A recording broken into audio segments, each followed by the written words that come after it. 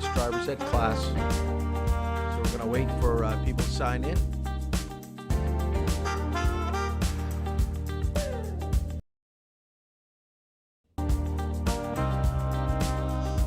So hopefully everybody had a great day. Wow, everybody popped right in. Got half the class here already. So remember to sign in with your phone and then to put your name up there in the comments. Some people still don't understand that. That is something that I have indicated every single class, and yet we still don't have people doing it. And I really can't tell whether you're here or not.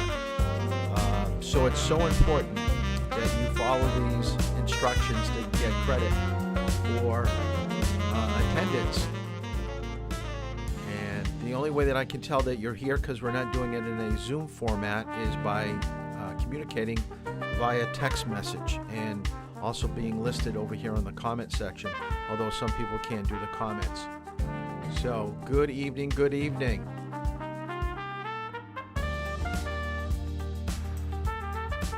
So we'll wait for people to sign in. I'm getting a little warning here telling me there may be some audio feedback. So if you do hear an echo, just let me know and I'll try to reset the microphone. Good. Wow, we're almost full. We almost got a full class. This is awesome. To go over some things before we get going, the homework for tonight, or for last night, was the seatbelt project. So remember, you had a choice between seatbelts, airbags, and helmets, and to do a poster, including 2 facts, some graphics, some color. I would say I probably received about 6 or 7 posters from people, so please try to get that into me. We had a lot of reading to do for homework last night. Remember, once we sign off at 9 o'clock, the last half hour is for you to do your reading, to answer the questions, to ask me questions, to use that time constructively so that we can actually have this as a 2-hour class. So I don't expect you to sign off and then, go watch the Bruins play or something else on TV, but to use it to study, to do your homework, so you're not spending more time trying to catch up later in the program. And I am finding that a lot of people are lagging behind on all the information. A bit of good news. My COVID test came back. I am negative. So I think in the next day or two, we will start driving. So if you feel comfortable, if you don't, I understand. Your parents may want you to wait a little bit longer. But if people want to drive, please let me know, and we'll try to start scheduling again. We didn't really get through the entire section of seatbelts, airbags, and helmets. So we're going to kind of finish that up in the next 10 minutes. And then we're going to get right into, tonight's going to be a heavy note night. So make sure that you have a blank piece of paper, because the information I'm going to give you is not in the state manual. It is not in the textbook. Some of it is, but a lot of it is going to be added material that comes from the New Hampshire curriculum. And it's too lengthy to send you out. The other thing, some of you still do not have textbooks. So the only way that you're doing your reading, or you're not doing your reading, so you've got to text me and let me know that you need a PDF file, because I've tried to download it on the remote Facebook page, and it's just not working. It's only doing the first page of the chapter. It's not letting me do the whole section, which I don't understand why, but we'll try to do it through text messages or an email rather than putting on Facebook, and I think we should be able to accomplish it that way. So tonight we're going to cover 3 subjects. We're going to be talking about vehicle balance and movement. We're going to be talking about vision and communication. And then lastly, we're going to get into the state manual and start looking at some of the steps that are needed to pass, to make good turns, to do lane changes. What would they be requiring you to do on a state exam? So we're going to take a look at that. And then tomorrow night's class is one of my favorite classes because it really gets into the meat and potatoes of driving. It's all on signs, signals, and pavement markings. So make sure that you show up tomorrow. Do your reading from the textbook because the textbook does a pretty good job of covering that material. So let's get right into what we left off with. And I did make some comment about ramping. So I just wanted to touch up on that one last time. When we saw the video of the car crash and the 3 collisions, where the first collision is where the car hits another object, and then the second collision, you're hitting the inside of the vehicle, and then the third is your organs hitting the inside body cavity, that your body's always going to pitch forward. If you're getting hit from the side or to the front, your head and your upper torso is going forward until it grabs the shoulder restraint. And then what is happening is you're stopping, and then there's going to be a retraction of your head and your upper body. So your head and your upper body now is going to go backwards up against your seat. So ramping is when your head goes over the top portion of the head restraint. And the best way to describe this is having the head restraint meet the bottom of your chin. Okay? So most people of average height can get into a car and have the headrest hit the back of their head. But if you're taller than 6'4", 6'5", then the headrest is going to be down a little bit lower, and then you're going to have that action that we're talking about, where the head is going forward and then whipping backwards. And that's where you're going to see all these muscles. If you take your head and move it back as far as you can this way, you'll feel these muscles. So when these muscles can't go any further, they're tearing away from the collarbone and your chin. And this is where you get whiplash. This is where, when we talk about people dying in a car crash, a lot of times it's the breaking of the spine, the fracturing of the spine, and internal bleeding.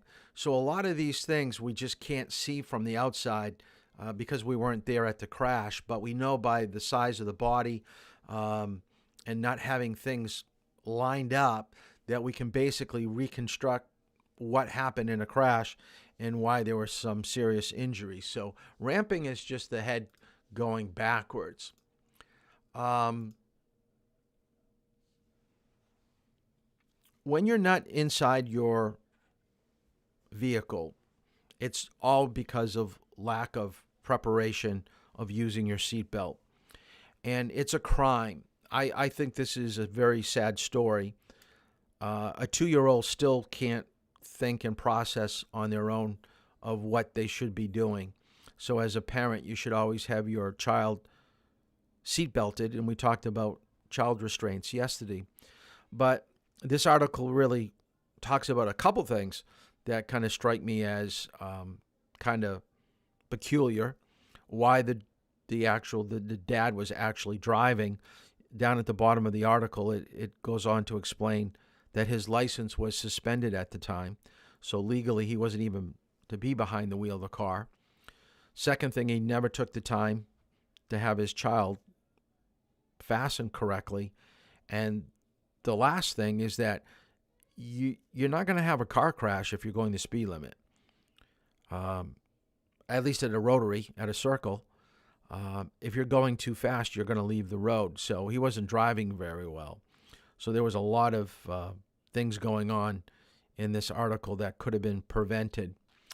And I don't know whether the child lived or not, but being airlifted, I can tell you that definitely there's a chance that he didn't make it, because airlifting is only for the most severe type of crashes.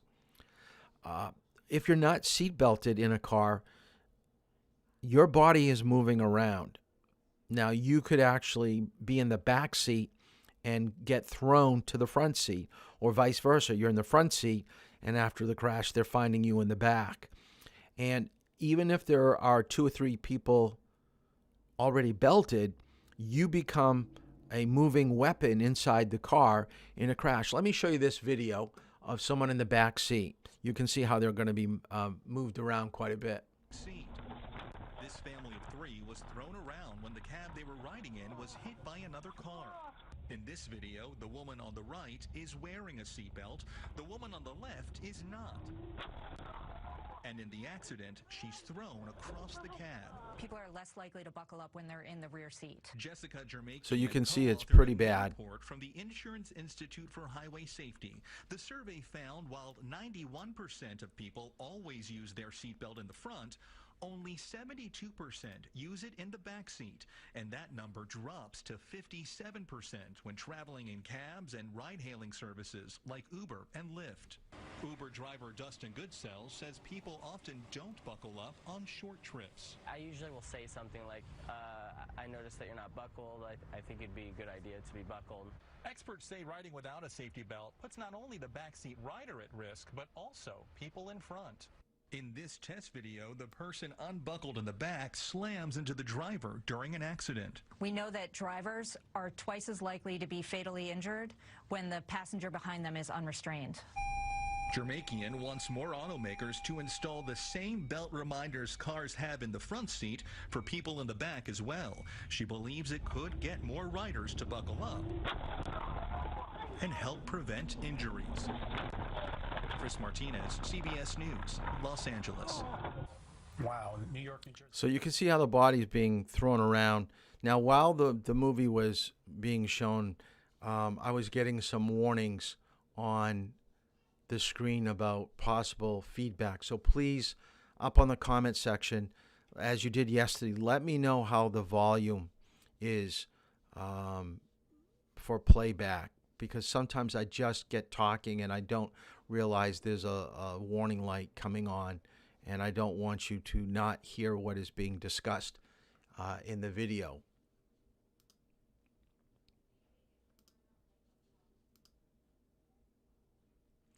These are just facts from the manual, so I'm not going to really go over these too much. These are things that we were kind of talking about yesterday, and some of the facts that were going on. So let's kind of get into what we're going to cover for tonight now. So I want you to write down vehicle movement and placement. Once you get into the vehicle with your driving examiner, first impressions mean a lot. So not only the way that you're getting ready to drive, getting the seatbelt on and adjusting your mirrors and looking at your controls, starting the car. The minute you start pulling away from the parking spot and you start pulling away from a stop sign or at a yield sign, they're making a judgment of your control of the vehicle. So what I want you to write down in your notes is that when you're out driving for your driver's license, think about the way that they're going to feel if you accelerate too quickly or if you brake too quickly. The same thing when you drive with me. You're driving with me to impress me, to let me know that because remember, I have to sign off on paperwork indicating that I feel that you can drive independently by yourself and in a safe manner. So it's a performance. You're trying to show that you have control. It's not the way that you feel. Okay, this is a big mistake for a lot of young people because you guys like to do things quick. You like to pull away from stop signs quick. You like to stop quickly. You like to get up to speed from 0 to 30 or 40, whatever the speed limit is, a little bit faster than probably someone that's been driving for a while.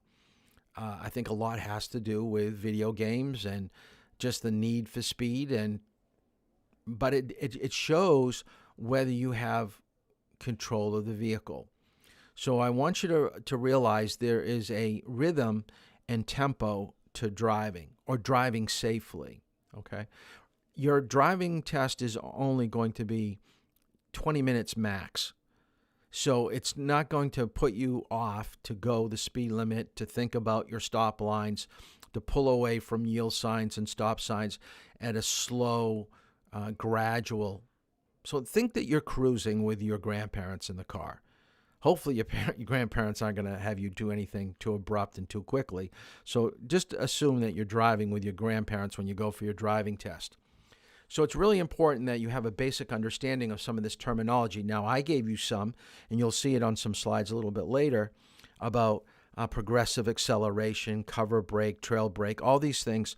I hope, and some of you have been implementing this into your drive. I will have to admit that I have seen a change, and at least half of the drivers that I've driven with so far, I've seen you try to do as I ask, and that you're putting into place some of these things that I would like you to do for your driving test. So your first drive with me is a lot different than your third or fourth. And by the way, some of you already have, 4 or 5 hours in with me, which is awesome. It's really great that we've got that amount of time in, because it's going to cruise through the next 3 weeks. So the 3 terms that I want you to write down and be familiar with. So please write this down.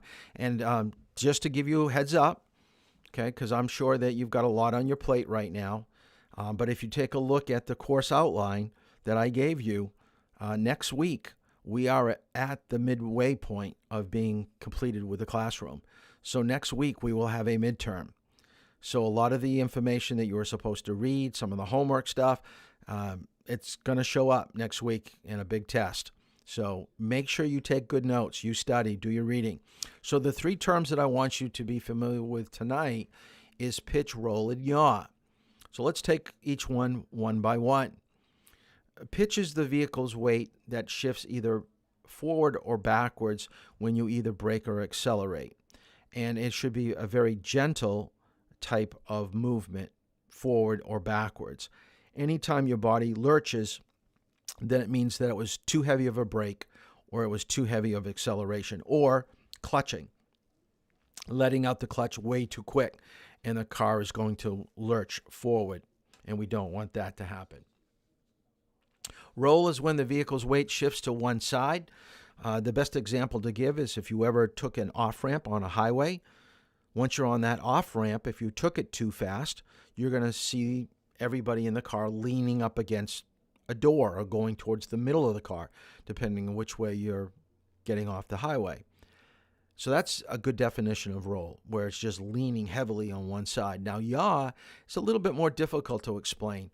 This is where the front of your vehicle is dipping down on one side. So let's say the left front tire is dipping down, and the back right side is lifting up. And what is happening is if we were to drill a hole right down the middle of your car, which is going to be between the front seat and the back seat, that's where the middle of the car is. And if we were to put a pole right down the middle of the car, and we were yawing into a turn, your car would spin around like a top. It would go around and around and around and around. But what happens in a vehicle, because we don't have a pole going down the middle, that's kind of keeping us grounded to the surface, we actually do like a 360. The back end spins out and goes in a circle. But if it had that pole, you would just go around and around and around till the speed of the vehicle, the weight of the vehicle would slow the speed down. So let's take it. Here's a good example of pitch. Now, here's the terms that we had in class: light acceleration, progressive acceleration. And then with pitching, we have control braking, which is the squeezing down of the brake pedal, making it stop at a particular point on the roadway. Threshold braking, which is our emergency braking. And then we have trail braking, which we use in stop-and-go traffic or when we're in a parking lot. So they exaggerated the picture here. But it really, if you were to take a look at the vehicle, you would definitely see a sloping with pitching, and you would see the uprise on the front end of a vehicle on acceleration. So if you're on the outside of a vehicle watching someone brake or accelerate, you could actually see the car do this ever so slightly. but you'd feel it a lot more inside the vehicle.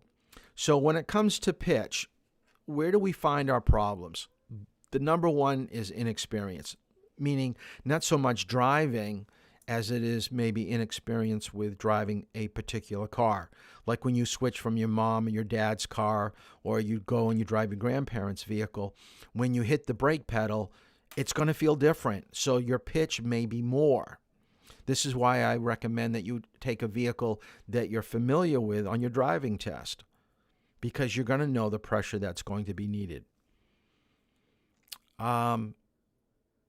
Aggression and rage. Emotions will have us do things that we normally wouldn't do on a normal day. Think of aggression and rage in a car like having a heated argument with somebody. Because do you talk normally to someone when you're angry? Do you have, or does your voice rise in volume? Is your face showing someone that you're angered at them, that you're mad?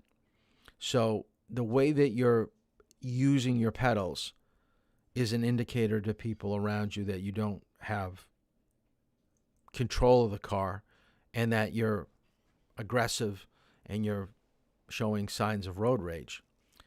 The next one was roll. And there's not much going on here. You can see in the picture that the red car is rolling towards the right. The left side of the vehicle is lifting up. What causes roll? Excessive speed. A car does not roll when it goes slow. Basically, when a car is going slow, you have better contact with the roadway in all four tires. So increasing of speed is going to make the car lean more so to one side than the other. Road design, and we're going to have two terms. I'll give them to you right now, but we're going to have it a little bit later in tonight's discussion. But the two terms that I want you to write down for road design is a banked roadway. A banked roadway is higher on one side, lower on the other. So if you're making a left-hand turn, the roadway will be higher on the right, lower on the left. And conversely, it'll be the opposite going to the right. You're going to be lower on the right, higher on the left. If you take a look at a race car, going around a track, all race car drivers make left-hand turns. So the raceway is always banked high on the right, low on the left. That way that they can go at these incredibly fast speeds. That's why you never see raceways that are flat. There's always going to be some type of sloping of the roadway. And the other roadway that I want you to be familiar with is a crowned roadway. And a crowned roadway is what we see around neighborhoods and downtown areas. The road is always higher at the yellow line, and it slopes to the sides. This is why when you think about this, do you ever see a lot of puddles at the yellow line in a roadway? No, you don't. Most puddles will always be found on the white edge line because the water is draining that way. Most of your potholes are more closer to the white line of a roadway than to the center of a roadway. So the crowning of a roadway and the banking of a roadway is not only to help you position your vehicle well on the road, but it helps for drainage, water. Okay. The next one is yaw. This is where one side in the front is dipping down and the opposite side is lifting up in the back.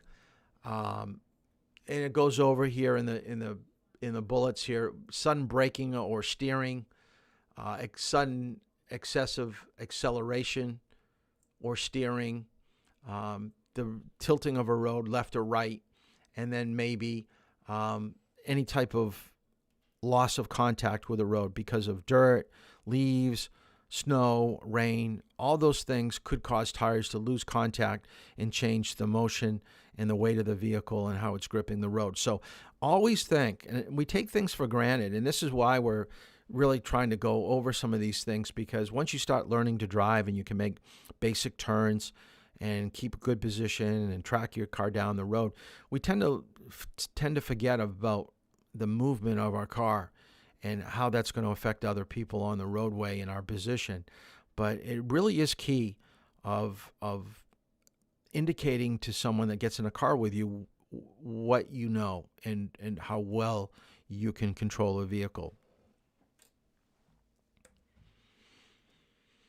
So what happens in a turn where you're going too fast? Will your equipment hold up and allow you to make the turn?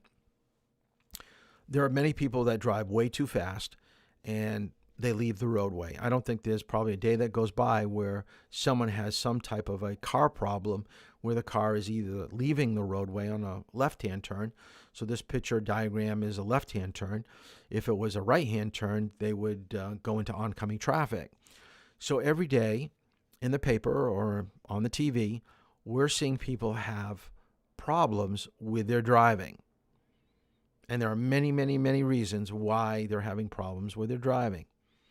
But all the problems, or at least most of the problems, could have been alleviated, could have been overcome if they had a basic knowledge of what was going to happen up ahead before they got into a situation. So what I want you to write down in your notes is that when you're making a turn, so here it says cornering, you're always braking to the middle part of the turn.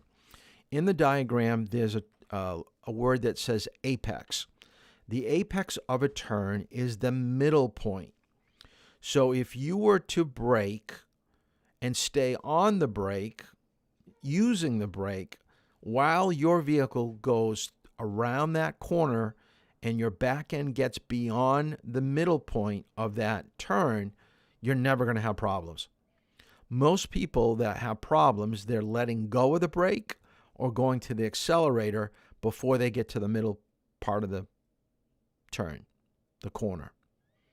Now, if you take a look at the green line, that's where you want to go. In your mind, you're saying, that's where the road goes. That's where I want to go. I'm going to tell my mind to make my feet hit the pedals, to make my hands turn the wheel just enough so I can go where the green line is. But you don't use the brake enough, or your speed is too fast as you approach. And the red line is science. Inertia is science. It's where something in motion will stay in motion until something basically is introduced, and that's the brake pedal. So science is taking you straight ahead. Now, you want to go green line, science wants to go red line. So what actually happens? You split the difference. You end up where the blue line is. It's the actual path where your car goes. So you're not totally off the road, but you're kind of off it. So it's kind of half and half. The other thing to think about with turns, and I kind of like how they gave you the diagram of a tire. Think about this. Your vehicle is like a ton, weighs a ton. When it goes too fast, your tire's made of rubber and steel. There's other components to a tire that make it up. But what is inside the tire to keep it upright? It's air. And what happens when a tire is being pushed to its limits of trying to keep your car on the roadway? It is going to start to flex. And the flexing of your tire is going to, ever so slightly, start to pull on the rim of your tire, and little tiny pinhole leaks are going to start to happen, and you're going to start losing air pressure. And when you start losing air pressure, your tire will start to wear down prematurely, and you're not going to have the handling of a vehicle that you should have. This is why it's so important to always check your tires to make sure you have the right pounds per square inch in your tire. And by the way, when you start driving with me again this week, we're going to have to take a look at the tires. I've got a left tire on the vehicle in the front that, for whatever reason, the cold temperatures are making the tire lose about 2 to 3 pounds per square inch every 2 days. So I'm putting air in the tire. I don't have enough time right now. I know I should have probably gone while I was home the last couple days to have it looked at, but I've been shackled to my house. I haven't gone outside. But we have to take a look at it. So we're going to monitor that when we drive the next couple days. But that's flexion of your tires. I'm going to go kind of quick over this. This is, like I said, the New Hampshire curriculum. I'm not a big fan of some of this stuff. I like to teach it slightly different, what they're doing, but I understand they want to give you information, believing that you're taking driver's ed from either no knowledge of driving or very little knowledge. This class has been pretty good. You've got, a fair amount of driving with your parents. So, stopping, turning, accelerating, you kind of pretty much are doing pretty good at that. So we're talking about people that really haven't driven at all. So what I want you to write down is the word target. Your car needs to be going down the roadway. We have lines. The only reason we have lines on the road is to separate traffic. Think about it. Why do we put lines on the road? We don't have lines on back roads. So why do they put them in town? Because things get a little bit crowded with parked cars and pedestrians. The movement of many, many people may make you less precise in your driving.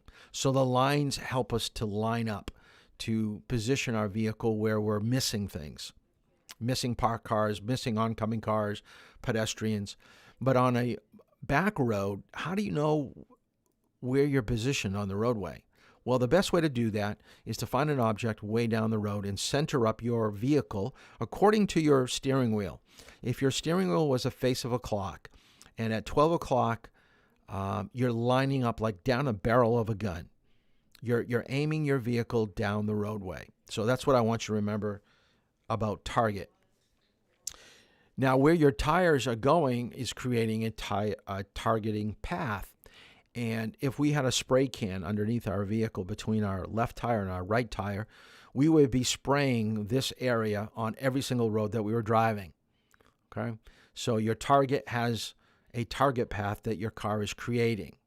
All right? And you're trying to stay in that path as much as you can. So if we take a look at the face of a clock on the steering wheel, the black mark on the steering wheel or the white mark is actually aiming for that circle. And that is where you want to be going down the roadway. So use that steering wheel. Now here's a section or a picture indicating that you're a little bit off target. The black line at 12 o'clock is not really aiming for the middle of the circle. If we were to continue on without moving the steering wheel, we're going to probably be going right towards that mailbox. And for most people, you're going to sense that in the next probably 2 seconds, and you're going to make a correction. But the earlier you do it, the better off you're going to be. And like I said earlier, an experienced driver can basically tell when you're starting to lose your center position or targeting your car correctly. We can sense the car is starting to move where it doesn't need to. A lot of you right now are kind of late on the correction. Although you do get to it, but you're getting to it just a little bit later than you need to or should. So here we've moved the vehicle back towards, aiming towards the circle, so we're back on target. So, and a little bit later, we're going to be talking about our eyes, so I want you to write down, in order to drive correctly, it really starts with vision. Think about this. And when people say, Mr. Toll, can you teach anybody how to drive? And I always say no. There are some people that will never be able to drive. And everybody thinks, oh, you're talking about someone that doesn't have legs, or someone that doesn't have an arm, or someone that has some head trauma. No. There is one group of people that will never, ever drive. And you're probably thinking, who is that group of people that will never drive? It's obvious. Blind people. People that deaf can drive. The only group of people, every single blind person, will never be able to drive. So it just goes to show that your eyes are really the most important thing for learning how to drive. Because if you don't know where you're going or when you need to stop, it doesn't matter how you're using the gas pedal or the brake pedal or steering. It's just never going to happen. So using your eyes is so important. So how to look, where to look, and what to look for. This is where everyone, and I mean everyone, can get better at. And I'm even talking adults. I'm talking about licensed drivers. And I'm sure, and I know that I've had this talk with some of you that you're starting to point out errors in your parents' driving. They must love you for that. And I'm so glad that you're doing it, because it goes to show them that you're paying attention in class and you're starting to get the concept of what safe driving is your parents aren't perfect, especially when it comes to driving. So you're probably now, as a passenger, starting to see signs, maybe pedestrians, motorcyclists, bicycles, even in the warm weather that we've been having lately, things that maybe you don't think your parents quite see quite yet. When you're a passenger, think about this. I'm able to see things a lot better than you, not only because I'm taking you in places that I want to take you, and I know where the signs are, and I spend all my time looking for where there are issues up ahead. That way I can point it out, basically how I want you to handle it, but you don't know where they are, and you don't know that they're happening. So mistakes happen more often. Be careful when making a lane change, because what happens, and I want you to write this down, when you start looking before you make a turn, a lot of times your hands will start to follow where your eyes are looking. So if you want to make a right turn up at that traffic light, most people think, well, my target is in the middle of this lane, so I'm looking between the dotted line and the yellow line. But in reality, if you want to make a right turn at that green light, your target is really the license plate of that car. You want to start to be drifting towards the middle of the next lane to the side of you, and you're getting ready to make a lane change. So your eyes are going to start focusing away from the middle of your lane and focusing on where you're going to be going next.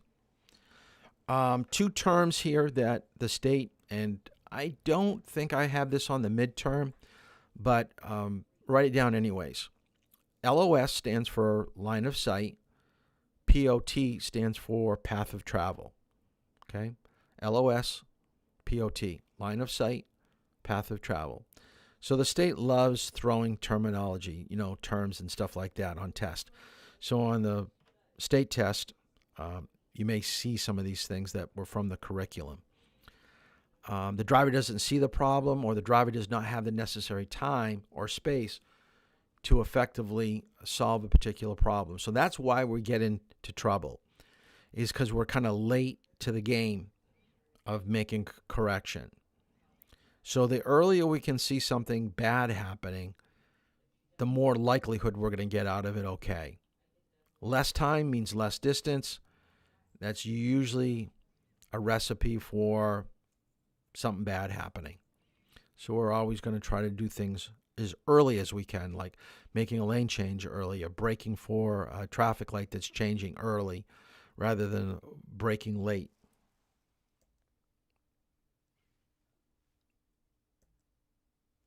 So let's write down some things that are going to cause problems with vision. So what would cause you not to see the road well? Well, one would be environment. So all I want you to do is to write down environment. You don't have to write down all these different examples, because I think if you saw the word environment on a test and I gave you multiple choice, you would pick out, if I put down bushes and weather and intersections, and then if I put down a pothole, you would know that pothole is not part of the environment. I mean, it's on the road, but it really doesn't prevent your vision. Everything else is up to eye level, which is going to cause situations where you're not going to be able to pull out. Next one is vehicles. And this is one of the only times that we were really seriously hit by another vehicle. They were hidden by a parked car. It was a parked car off to the right. They were a smaller vehicle. I couldn't see them. They couldn't see us. And we got T-boned. So parked vehicles, be extra careful in downtown Durham, because young college kids don't always stop at stop signs. And if they do, they pull away very quickly. Large trucks, buses, if they're higher than you, you're not going to be able to see through the windows and see what's coming. Stopped vehicles, slow-moving vehicles, vehicles entering from another roadway, all situations where you should take a moment and think about what is happening and then deal with the situation. Some people try to turn the wheel and deal with situations while they're moving a little bit too quickly. So slowing down, hesitating, maybe even stopping, like going around a UPS truck or something, is going to be the way to go with a bad line of sight around other vehicles. Your path of travel could be, now this is where the pothole would be included. Your path of travel would not be a bush, because you're not going to have a bush on the road. Bush is off to the side.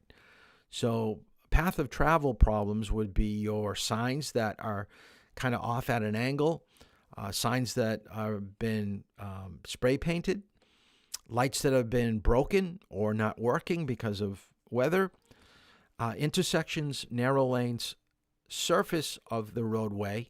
So anytime that you have less contact with the road, your traction will be less.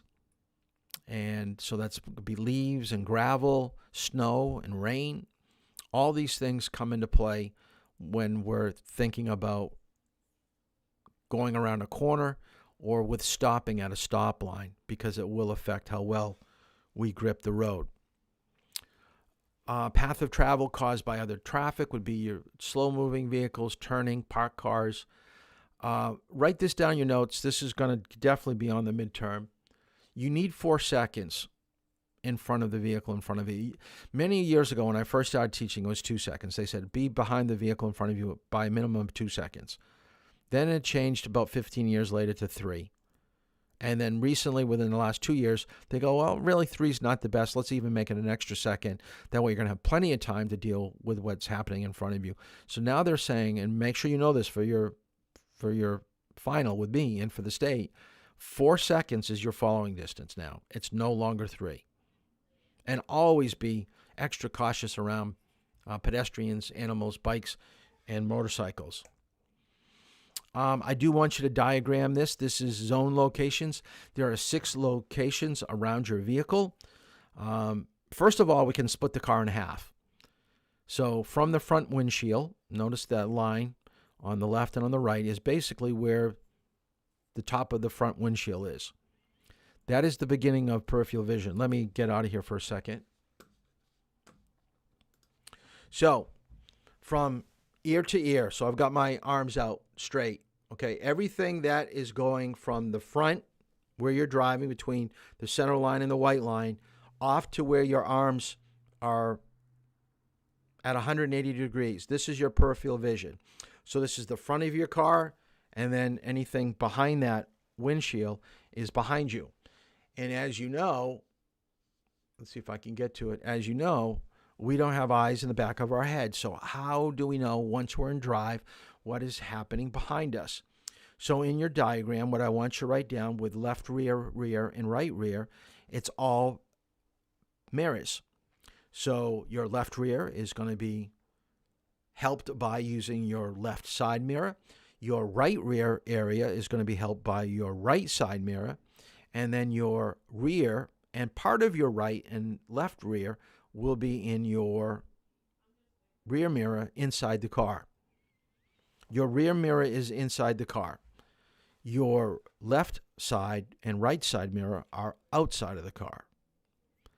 All mirrors should be adjusted prior to driving away at the beginning of a drive. This is why we take a moment to do our pre-car check, to get inside the vehicle and to do 4 things. We lock the door, adjust the seat, lock our seat belt, adjust the mirrors, look at the gauges, make sure we have fuel, we're ready to go. It doesn't take a long time, and it's a lot better to adjust all these things while you're in a stop position than to have to do it while you're moving. So try not to, and if you do have to readjust, try to do it at a traffic light or a stop sign.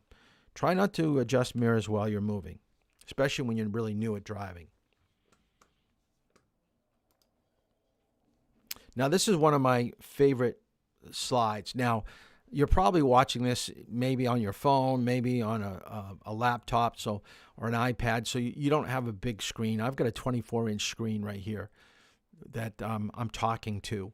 But when I say look around the vehicle and see what's outside, I'm going to just keep this to people, all right? So I want you to take a moment.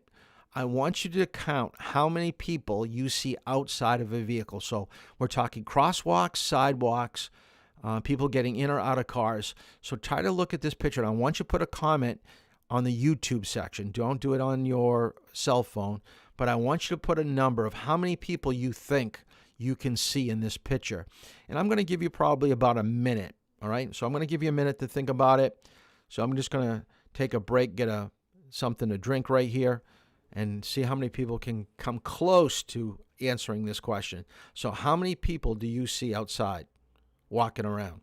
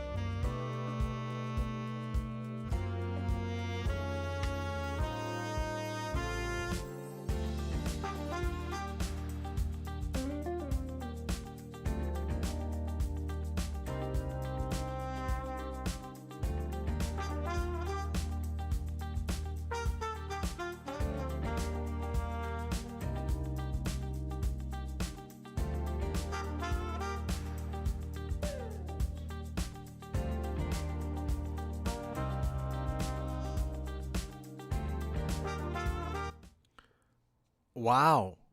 Someone said they saw 14. That's incredible. It's actually 7. So some of you guessed correct. Actually, this is the best class I've ever had with guessing the numbers. I've had classes that will say 2, 3, but we got 5, 6, and 7. That's excellent. That's excellent that you're picking up all these people. A lot are way up ahead. The two that I like to point out are the ones that are off to the left. If you take a look at the picture, the white truck, we see the person walking towards the white truck. But what most people don't realize, that door is open because there's someone reaching up to grab the ladder. And you can see the hands. You can see the hands, but you really can't see because of the shadow that he's there. It just looks like an open door, like he could probably be seated inside. But this is how I want you to think.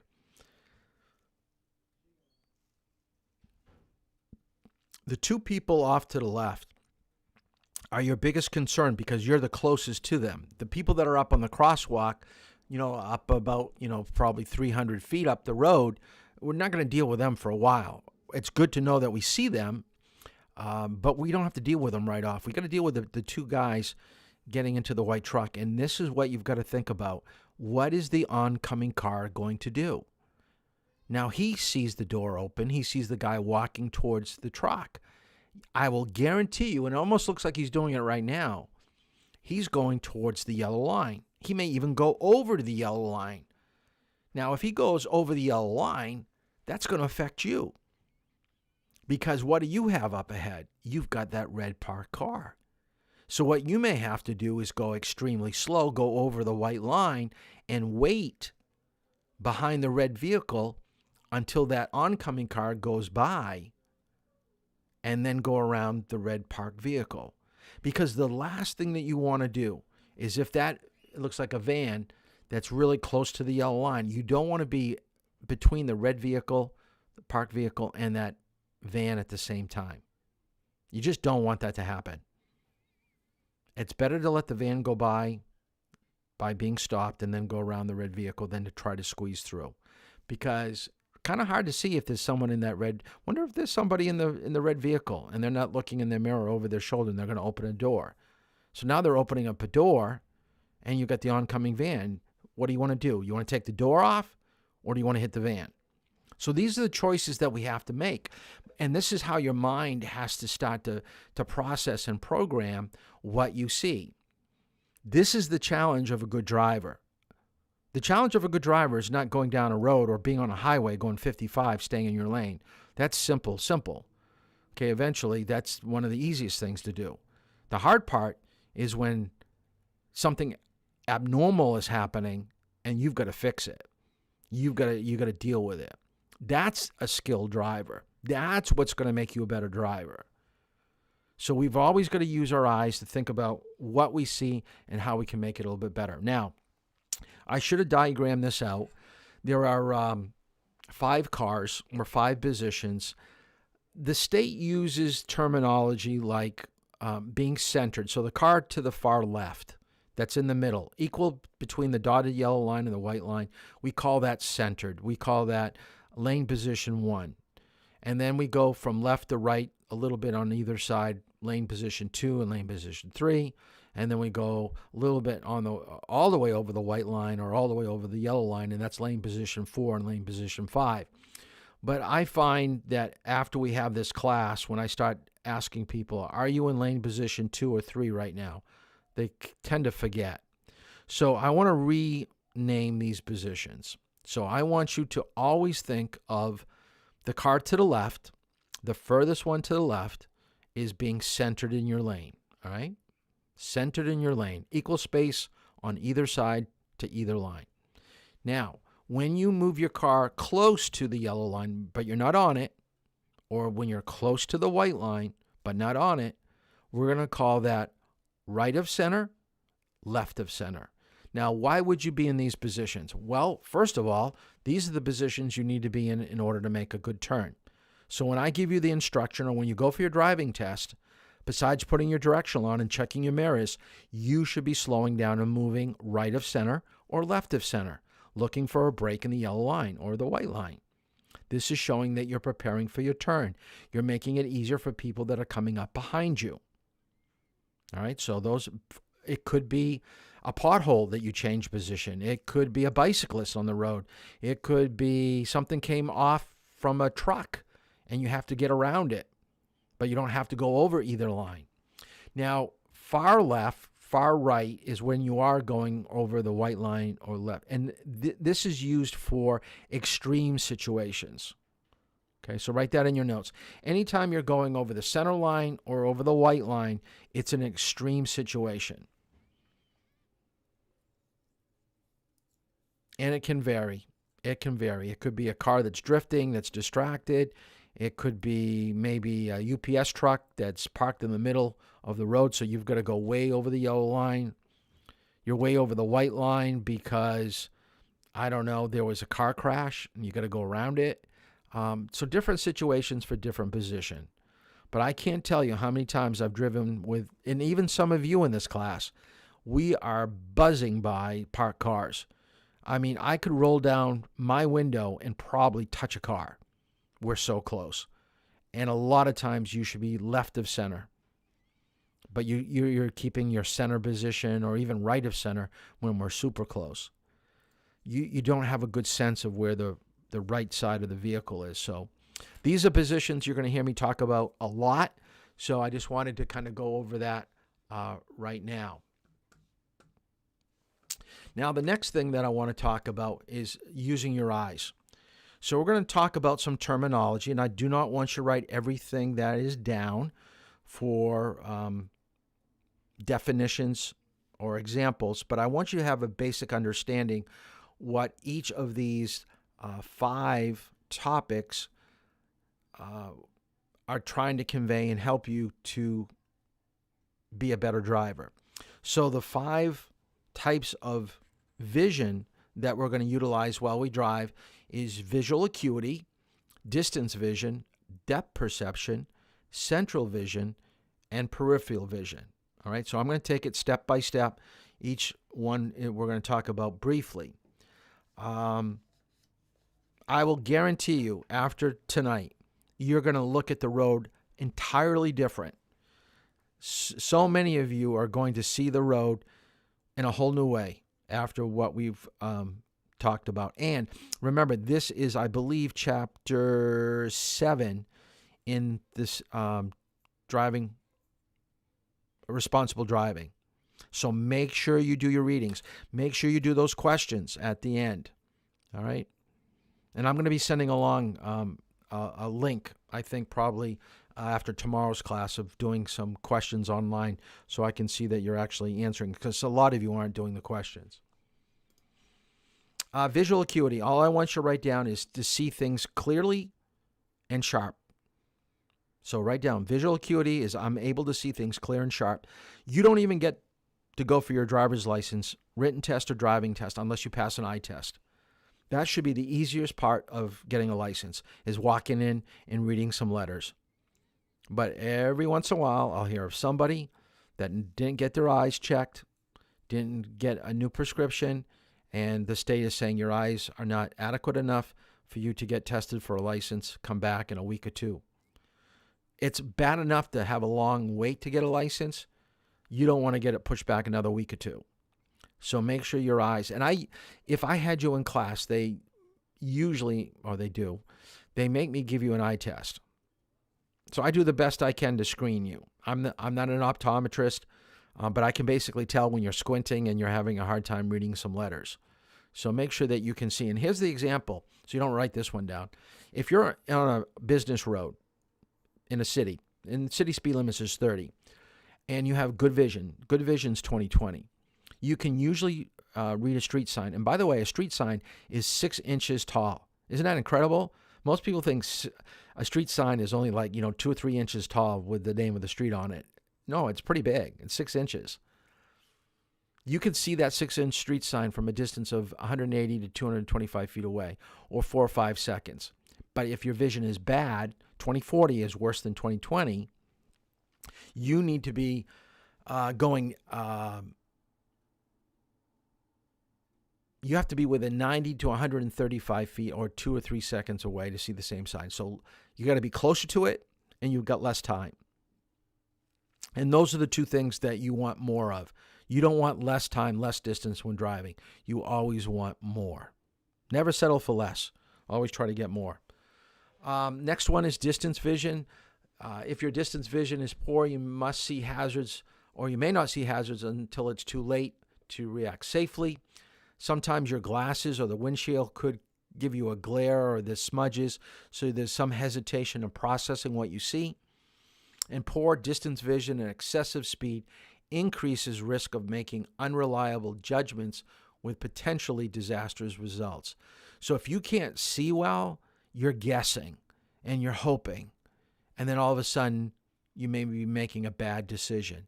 So usually good vision allows clarity, to be more precise in your calculations and able to do things in a more timely manner. Depth perception, I do want you to write down. That's judging the relative distance of objects. That's important. And here's the examples. You're using your side mirrors. This is why I want you to see a little bit of the side of the car in the side mirrors. Following other vehicles. Okay, you look at your mirrors, you see them, you know where you are. Pulling out into traffic would be another example of depth perception. Stopping at the stop line, depth perception. Central vision. So this is a little activity, since I asked you a question about how many people you could see. Here's another activity where I want you to write down 3 things. Okay, listen to this. I want you to write down 3 things that you see in the next picture that I put on the computer. All right, so I'm going to flash it onto the computer for about 3 seconds, then I'm going to take it off. But I want you to describe what you see. So give me 3 descriptive things of what you see. All right? So let me put the music on here for a little bit. Let's just do it a little bit different. Here we go. Write down what you see. 1, 2, 3. Okay, so write down what you see and put it in the comments here on YouTube.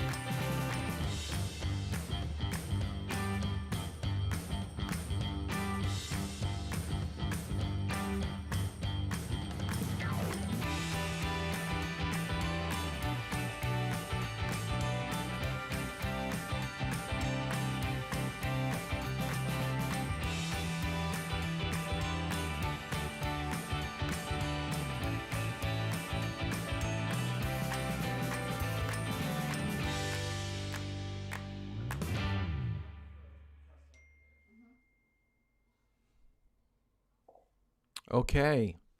We've got just about everybody writing something down, which is kind of encouraging. So people are participating. It makes me feel good that you're still actively involved in this learning process. I really thought this class was one of my brighter classes. And I'm looking at everybody's answers. And although I do tend to agree with you, all these things were in the picture. But this was not a picture of a couple by the lakeside under a large tree. What you saw a picture of was a picture of a baby. That was a picture of a baby. Everything else that you wrote down was to take your focus away from the main image. The biggest image in that picture was a picture of a baby.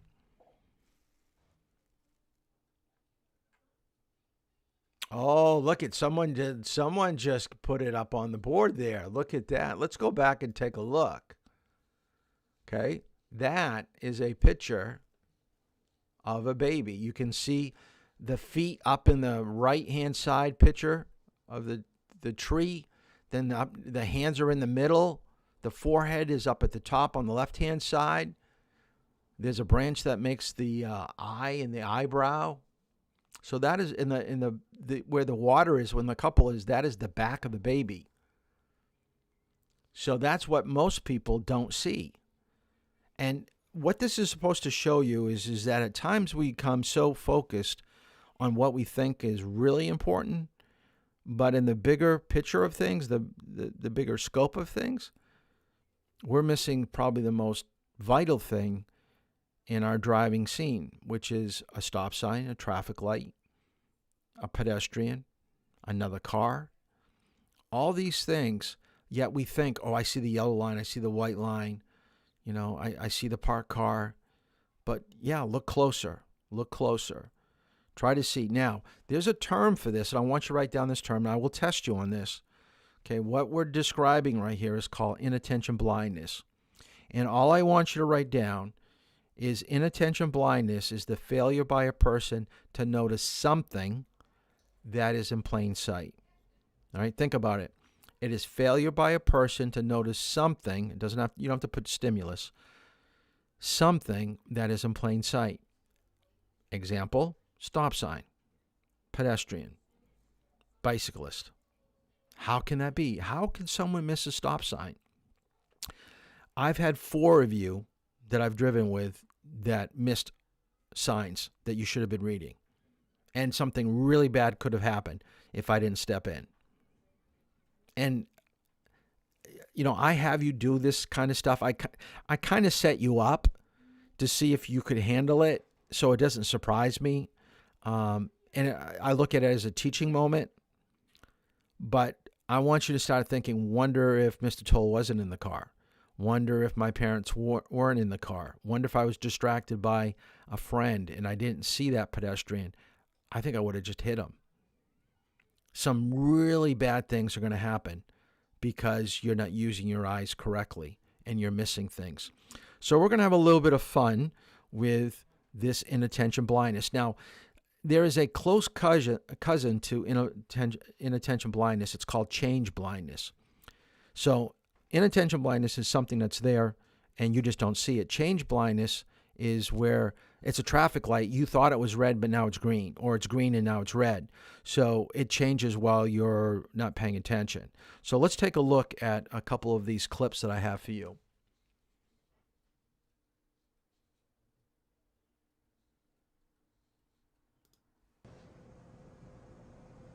The difference between these 2 men seems obvious. Their faces are different, their hair is different, even their shirts are a different color. And yet an experiment by psychologists Dan Simons and Chris Chabris at Harvard reveals that our brains actually process very little of what comes in through the eyes. In this experiment, a subject comes up to a counter and a first experimenter hands them a consent form. As soon as they finish signing the consent form, they hand it back to the first experimenter, who then takes the consent form, ducks down behind the counter to put it away, and a different experimenter then stands up and hands the subject a packet of information and sends them into a hallway where we ask them questions about it. This wonderful experiment uncovers an aspect of the brain's attention system known as change blindness. Change blindness is the idea that we often miss large changes to our visual world from one view to the next. We're often not able to see large changes that would appear to be perfectly obvious to somebody who knows they're going to happen. And incredibly, in 75% of cases, the subjects don't notice a thing. The lady who took me up here, she opened the door for me and told me to walk over to the desk. This form. All right. I think there was a sign that said experiment. And a man there gave me a form to sign. There was the guy standing under a big sign that said experiment. And to my left, there was like a pot with some dirt in it and some plastic containers. Is it the 5th? Yes. Oh, I filled out a form. Okay. Right. This form. How long would it be about before it? And I asked him how long it would take. He said about 10, 15 minutes or so. I guess I have the time to do that. Did you notice anything unusual at all after you signed the consent form? I just signed it, and I didn't even pay attention to anything that was written on it. Okay. Yeah. After you handed it back to him, did you notice anything unusual happen at all? If you could just take this into the next No, one. no, I probably wasn't even looking that direction. I probably Okay. turned and looked towards the clear door. I saw some people there. Okay. Then I turned back and looked at him for a second. Okay. Did you notice anything unusual at all after you signed the consent form? No. This is only going to take 5 or 10 minutes. Yeah, it'll be real short. Okay. The person who stood up was actually a different person. Okay. I gather you didn't notice that that was different? No. A different person actually stood up and handed you this form and sent you out toward me. I gather from your action you didn't notice that? No. Okay. Don't feel bad about that. Actually, most of the time, we find about 75% of people don't notice. You serious? Yeah. The person who stood up with the packet was actually a different person. Wow. Than the first person.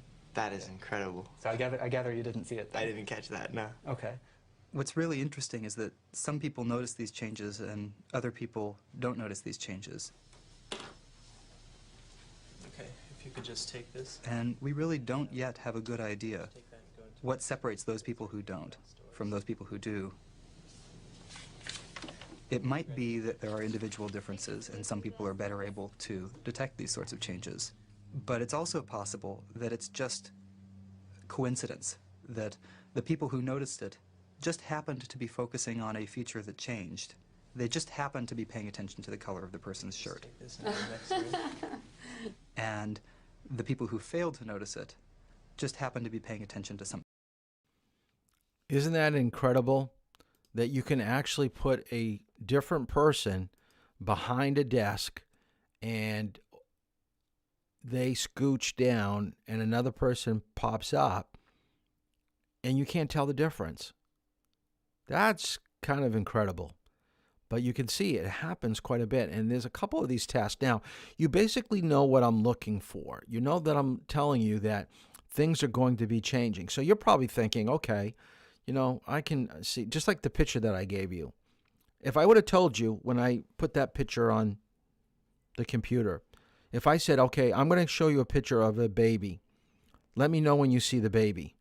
The minute I put the picture up on the screen, you're thinking, baby, where's the baby? Okay, yeah, I see the baby. If I tell you what to look for, you're usually going to find it. The problem with driving is people don't tell you that there are signs, traffic lights, markings coming up ahead. That's your job. That's your job to find them and to interpret them. So here's a little activity. So here's another video clip. I'm going to give you a magician, and I want you to tell me how many things change in the video clip, all right? So somewhere in the video clip, something is going to be different. So you got to tell me. So watch it, and at the end, I'm going to give you just about a minute, like we did with the picture, and you're going to tell me how many changes, all right?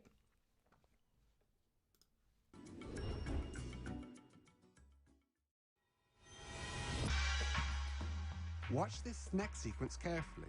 At the end, I'll ask you a question about what you've seen. Hi, I'm Magic Singh, and today we're in Portobello Road, and I'm going to show you guys a classic in magic, using matches. And today to help me out is Mark. Mark, tell you what, place your hand up for me nice and flat. Now, I promise this won't hurt, all right? So here's the idea. Let's just light this up, and if you close onto that nice and tight, here we go. Watch this. Keep watching. I don't know if you felt that or not. I'll tell you what, have a look inside. Open it up. See how the match is actually returned into the book, and it's still burnt. Okay, you're not impressed. All right, it was my first trick ever. But here's the idea. Just place that back in your hand, close it tight, and turn it face down again if you can. Now we're going to use one more thing, and we're going to use a magician's best friend, playing cards. Now the idea is really simple. You're going to choose one. So take anyone you like. Perfect. Have a look for yourself. And do me a favor, show the camera as well if you can. Brilliant. And you know what? Place it back face up on the deck. Now, it doesn't matter if I see what the card is, because we're going to do something completely different. Just watch this. Here we go. I'll do it slowly. Watch the king. I don't know if you felt that or not. Tell you what, have a look inside. Open it up. Oh. Check it out. It's the King of Diamonds. It's my card. Brilliant. Thank you very much. Thanks very much. Did you watch the trick closely? This is a famous illusion called Inattention Blindness. This illusion is not about the magic. While watching the routine, you may or may not have noticed the changes type taking in place. The how many question changes is, you saw. How many changes did you see? Was there 1? Were there 3? Or were there 5?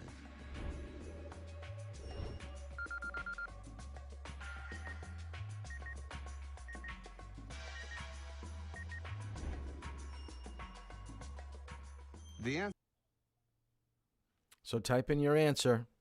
I'm going to just freeze it here for a moment.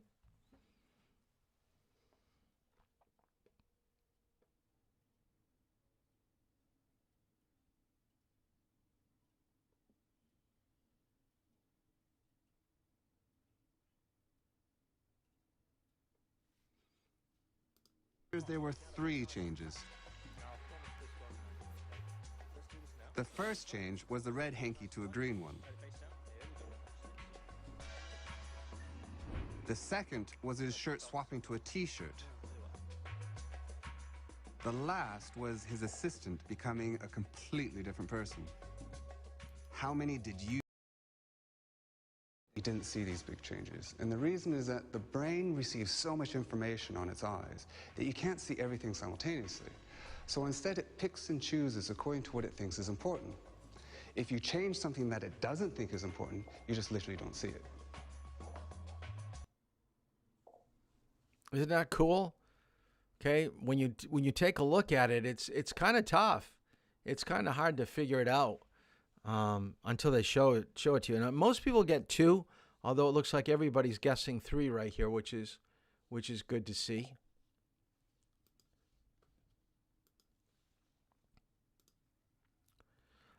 Some of these videos I don't have on this computer. I have it on my other computer that I use in the classroom, so that's why I don't have them. Let me show you one last example. You are about to take part in a quick experiment. Take a look at this.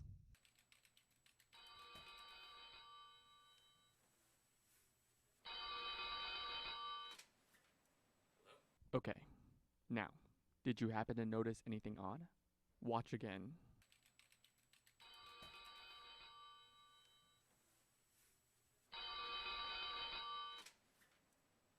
See any changes? Don't worry if you didn't see that it's 2 different men. It means your brain is doing exactly what it should be. It's focusing on the meaning of the scene rather than on the irrelevant details. Imagine how much energy and brain mass it would take for us to remember every single person, place, or thing we encountered. The things that matter, a conversation with a coworker, your child's first step, would be drowned by a deluge of information.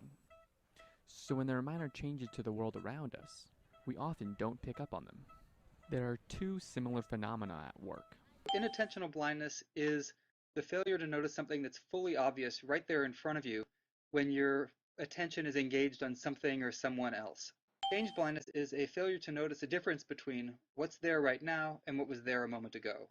Scientists such as Daniel Simons from the University of Illinois have spent years devising experiments testing just how perceptive and unperceptive humans actually are.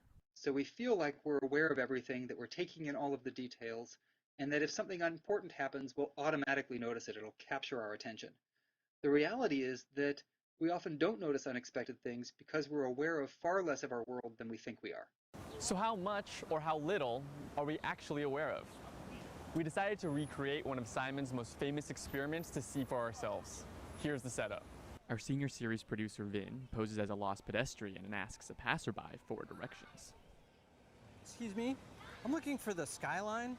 Then, we break the 2 up, walking through them holding a large sheet of wood. Now watch as I replace Vin.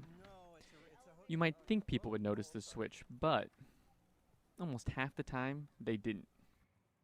Of course, that means more than half the time they did. We only tried the experiment 9 times, and by no means was it good science, but we were surprised 4 people didn't notice the switch. In Simon's original experiment, 7 out of 15 people didn't either. So what determines whether or not you can figure out the switch? When you look at another person, you encode what's relevant for what you're doing right then, in that case, giving directions, and you don't pay attention to the details that are irrelevant, say what color their shirt is or exactly how tall they are. As long as you are able to make sense of the meaning of the scene and roughly the main categories of that person, say their height, their age, what race they are, what sex they are, as long as those important things don't change, the meaning of the scene really hasn't changed and you're not going to notice that anything's different. Scientists have documented inattentional and change blindness since the 1970s, and while they allow you to focus your attention, this failure to see every detail can prove costly. Drivers often cause accidents because they overlook quick changes to their environments, such as pedestrians or cyclists. Faulty memories can wreak havoc during eyewitness testimony. The goal of vision isn't to build a photograph or a complete model of the world in your mind. The goal of vision is to make sense of the meaning of the world around you. Being aware of our limitations can help us adapt and compensate for them, allowing us to do things that prevent the really negative consequences that can happen due to failures of awareness. For example, Simons thinks that people might be willing to put away their cell phone when driving if they just understood the limits to their attention. Juries might realize that eyewitness testimony is far from ideal. And the next time you and a friend are fighting about the details of a past event, it's likely you're both wrong. Now that's something to remember. So hopefully this gives you a different perspective of how much information we're, bombarded with, and that we're really not processing. We're not really, getting it filtered through our brain correctly. So hopefully if we do a better job looking for things that are not the obvious, but things that could be hidden, things that are further down the road, it will make us a better driver. Let's talk about some more terms with vision. Peripheral vision, we've already talked about this, but the one thing I did want to mention about peripheral vision, which is 180 degrees in front of us, is that it only allows you to see motion and color. Once you get way over to your left shoulder, way over to your right shoulder, you're not seeing detail anymore. You're only seeing motion. You're only seeing color. This is why your head should be constantly moving slightly while you're driving. You're looking in your rear view mirror, your side view mirror. When you make lane changes, you've got to do those shoulder checks. You have to have your head moving just a little bit to get more detail. Other aspects of vision, color vision, night vision, glare recovery are all part of being a safe driver. So color vision is understanding that things may not look the way that they are. So we're looking at a traffic light, but we're not processing, is it red or is it yellow or is it green? Same thing with pavement markings. We may see something, but it's not giving us a good image of it. We have to kind of, and this is why we're going to get into this tomorrow, it's going to make sense of what traffic lights and things are going on up ahead. Need to know turn signals. You'll be surprised how many people do not know the color of their lights on their vehicle. So we know our headlights are white to illuminate the road. Well, guess what? Your brake lights are red. Your backup lights are white. They're not red like your brake lights. Directionals are yellow. So understanding colors are very important. Now, someone that is colorblind can compensate by knowing positions of traffic lights, position of their car lights, like parking lights, emergency flashes, things like that, by knowing where they're located and whether they're actually illuminated. They may not actually get the true image of their color. Night vision, the ability to see at low variable light conditions. Usually, as you get older, you don't like driving at night as much, so maybe your parents kind of put off coming to get you at the movies or picking you up because they don't want to go out, they're tired. But also they don't like driving at night. Their eyes just can't see things as well. Look for headlight glare. This is cars coming behind you or towards you. Look to the right side of the road. Aim for the white line, or at least your eyes should be aiming that way, rather than, you know how you look at a bright light and it gives you those little splotches? So when people have their lights on or high beams on, you're going to start getting these little things floating around in your eyes until they acclimate back to regular, the way that they see. So you try to not focus on something that's bright that will cause your eyes to see those little, moving objects when you stare at bright lights. And remember, driving at night's different. So you got to drive slower, maybe drive right of center. So it's not daytime. So don't expect that things are going to be as easy. This is why the state requires you to do actually 10 hours of driving at night before you get your license. It used to be, when I first started teaching driver's ed, there was no requirement for any parent hours. You just had to complete your driver's ed program. So a lot of people were getting their license, and they were driving all by themselves for the first time at night, not with an instructor and not with a parent. And we found that's probably not the best thing. So let's kind of make it where they have to do a little bit. And I don't mind driving at night, although, we have class Tuesday, Wednesday, Thursday. Since I missed the last couple days, maybe we're going to have to drive Mondays and Fridays a little bit later than normal to get caught up on some of our driving. But driving at night is something that everybody should do as much as they possibly can. We talked about glare. Glare can also be when you're facing sunrise or sunset. Also when you're around bright objects like glare coming off snow or glare coming off water. So careful. Wear sunglasses. Don't rely on the visor to help you out. especially if you're short in stature. Visor's not going to help you probably if you're under 5'6". So if you don't have sunglasses, I would probably try to invest in them as soon as possible. Let's talk about communication briefly. It's important that you, not only by your position on the road, but your turn signals, you want to be courteous and cooperative out on the road. So you want to give the people that are out on the road with you time that they need to respond to what you're doing or what they need to do. And when you communicate, could be the horn, could be your lights, could be the position on the road, could be a hand gesture like waving somebody on at a four-way stop. It really reduces stress and anxiety. And you don't want to be stressed out when you drive, because you're more apt to make a mistake. So timely communication's so important. Now, untimely, just the opposite.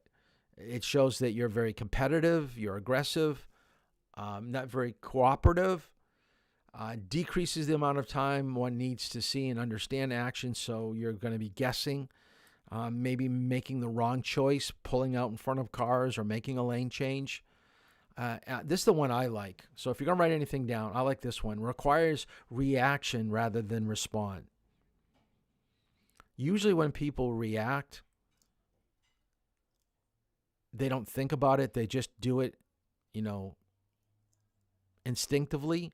Response gives you a sense that someone has seen something, thought about it, and they know what is the best course of action, and now they're going to complete what they're going to do. It's more thoughtful. It's more timely. So if you do something too quick, the stress and the anxiety will go up. I mean, it really will. You put people in the middle of New York driving, any major city, your heart rate's going to go up. You're just going to have some real issues. It's a lot different than driving, in Durham and Lee, where you don't have as many cars around. They're not following too closely. They're not moving too quickly. So how do we communicate? Headlights, okay, because we got to be seen by other people. Signals, signal lights, 5 seconds ahead. Try to dim your lights. Brake lights, apply them early. Okay, know the speed of the vehicle that's braking in front of you.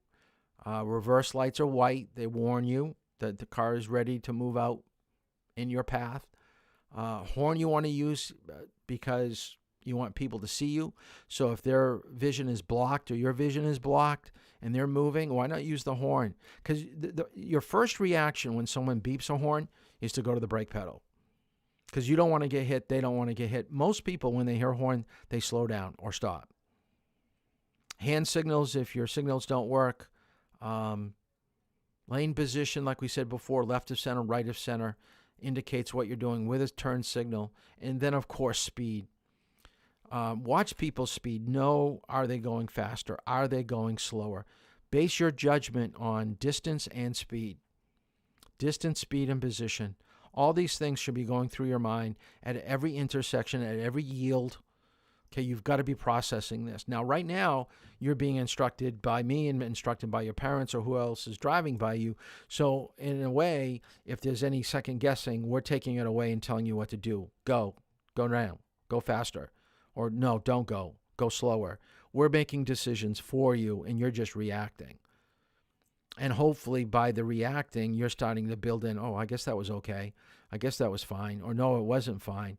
So you learn sometimes by doing something wrong just as much as you do doing things right. So this is why we have driver's ed, is that, and I always tell people it's better for you to do mistakes with me than to do it with other people, because I have got a break and I've got the insurance. Okay, so anything bad happens, we want to, not that I encourage bad things, but I always think that parents feel that, oh, my child has never been on the highway or they've never parallel parked. Let me do that with them before you teach them. No, let me do it. Let me take you out. Let them go out with me first. And then, let's see if they can do it with you. And it will hopefully be less stressful for you and less stressful for your son or your daughter. So that's the way that I approach things. Well, I did not have enough time to get to turning. So what I'm going to do with turning, because I'm going to get right into sign signals, pavement markings tomorrow, we're going to throw turning into another class next week. We may do away with road rage on Tuesday and get right into turning. I think that's what we'll do. We'll do turning on Tuesday.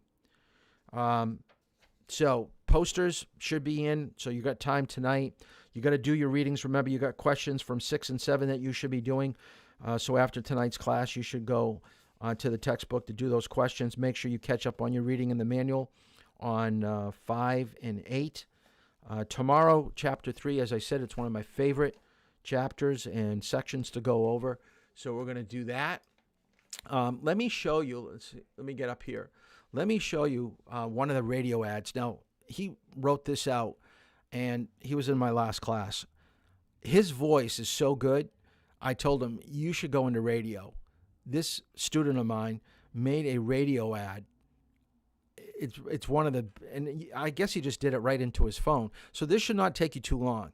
You could probably write a script within 5 or 10 minutes and do it. Let me just play you Jake's radio ad, and then I'm going to let you go. Hey listeners, this is Jake from WC Safety. Everyone lend me your ears, especially if you are between the ages of 18 to 24 and you think seatbelts just aren't cool. What is cool to you? Surviving a car crash or being thrown out your windshield and onto the street? Here's the deal. If you wear your seatbelt, you double your chances of survival.